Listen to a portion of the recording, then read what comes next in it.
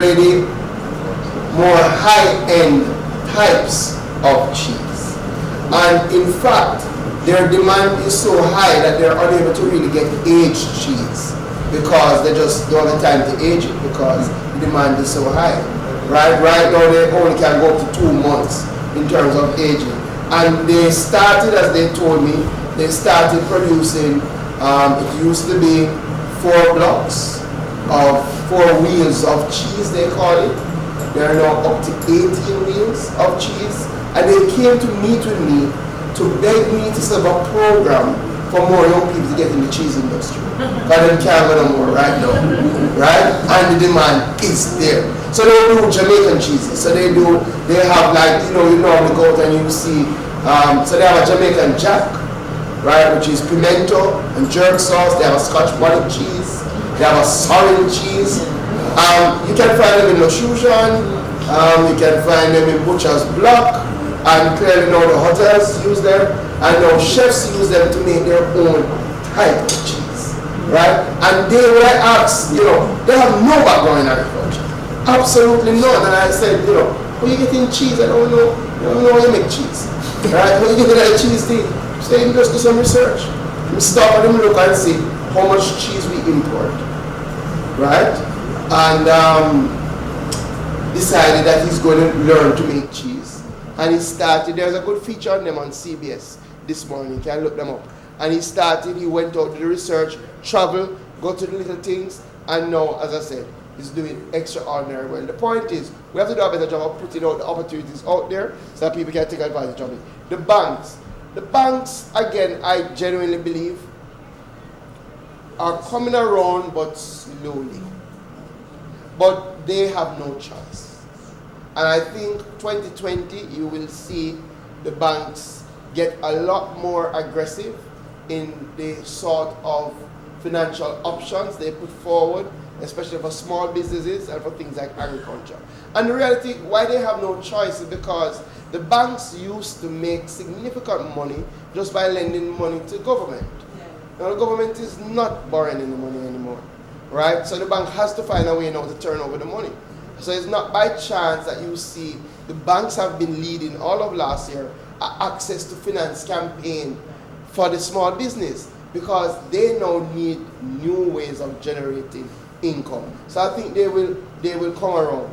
Cannabis, that's a completely full new presentation. But what I will say in terms of cannabis, a couple of things. Clearly by now you all know Jamaica has a medicinal marijuana industry, right? Started slowly. This Cannabis Licensing Authority falls directly under my purview. One of the things I had hoped when I came to the ministry was that we would work with the Cannabis Licensing Authority for us to move a little bit more quicker, much more quicker in relation to cannabis licenses, the issuing of licenses. When we got to the ministry, we had issued 11 licenses in the cannabis industry. Now we are at 57. So during the course of last year, we would have issued 46 licenses, and that's from the full spectrum, from cultivation to research and development to dispensaries. We now have, I think, 4 or 5 dispensaries in Kingston where people can go and get marijuana on the prescription of a doctor. We only have a medicinal industry. What is the focus for 2020 in relation to cannabis? The focus is to ensure that we get more traditional farmers into the cannabis industry. There's a reality. We develop an industry with cannabis, marijuana, ganja still being an illegal, illicit drug worldwide. So we had to put in very tight mechanisms to prove to the industry, especially because Jamaica is very well known for the growing of marijuana, to prove that anything that is grown in our medicinal industry is consumed and utilized in our medicinal industry. And you can't grow things illegally and come in and grow things legally there and put it out elsewhere. So we had significant requirements in relation to fencing, in relation to security, that makes it a bit challenging, especially for upfront costs to get involved. What we're looking at now is to create a transitional license for our primary traditional cultivators so that, one, we will reduce the requirements so that they can get in. We'll waive the fees because we want them to transition into the legal industry. So you can look out for that. We also developed what we call the Alternative Development Program, where we were working with communities of traditional farmers. We started our pilot project in Akompong last year, where Akompong Maroon Settlement, if you don't know, they have been growing ganja for a very, very long time. Went in, started to work with them, started with 1 acre, and for the first time in our history last year, we were able towards the end of last year to transition marijuana grown into our medicinal cannabis industry. So we had a legitimate transaction of 44 pounds out of our first pilot project, and now we're looking to expand into 8 acres. A lot of learning, because we kind of assume that because we used to grow it traditionally, that you can grow it in keeping with the medicinal standards, when that has been part of the challenge that we've found.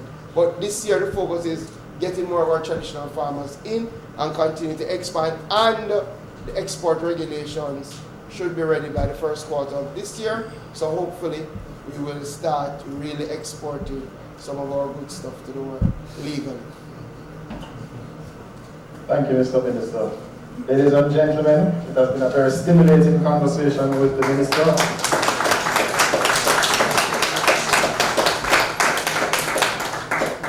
Thank you very much. And we'll immediately move into the vote of thanks, and that will be done by Ms. Mansita Ramsey.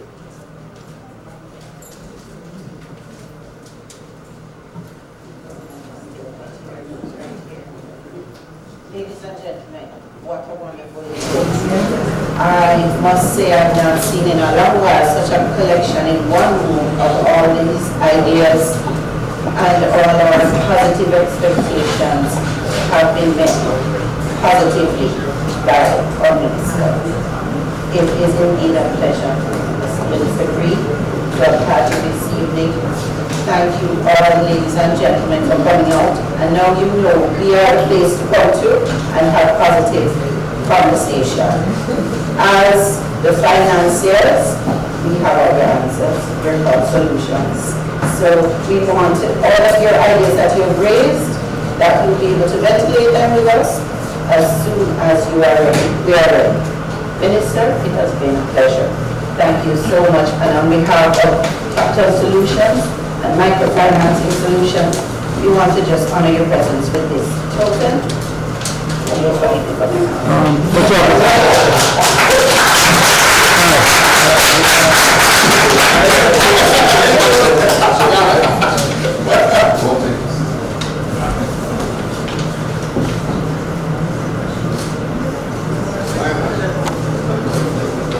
I'll see all the nice people.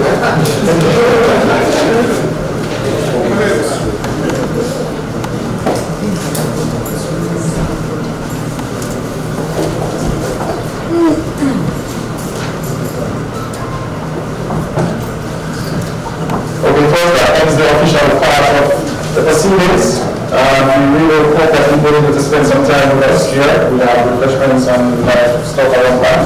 For those who need to have eating stuff, we also have that. So very much. And we wish to thank you very much for coming out and having this stimulating discussion. Thank you very much.